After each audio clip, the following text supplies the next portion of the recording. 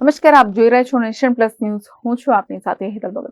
વડોદરા ગ્રામ્યમાં આવતા ચાણોદમાં state monitoring cell દ્વારા દરોડા પાડવામાં આવ્યા છે. આ દરોડામાં ₹25.83 લાખનો વિદેશી દારૂ ઝડપી પાડવામાં આવ્યો છે. તિલકવાડાથી વિદેશી દારૂનો જંગી જથ્થો ભરીને ટેમ્પો વડોદરા તરફ જઈ રહ્યો હતો. દરમિયાન વચ્ચે સ્ટેટ મોનિટરિંગ સેલની ટીમો દ્વારા સફળ રેડ કરવામાં આવી છે. આ કાર્યવાહીમાં એકની ધરપકડ કરવામાં આવી છે, જ્યારે 3 વોન્ટેડ જાહેર કરવામાં આવ્યા.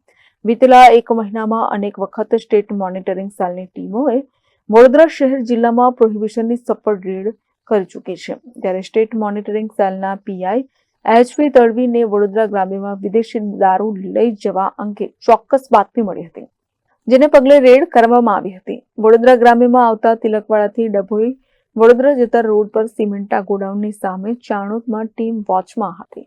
દરમિયાન શંકાસ્પદ ટેમ્પો મળી આવતા તેને રોકવામાં આવ્યો હતો.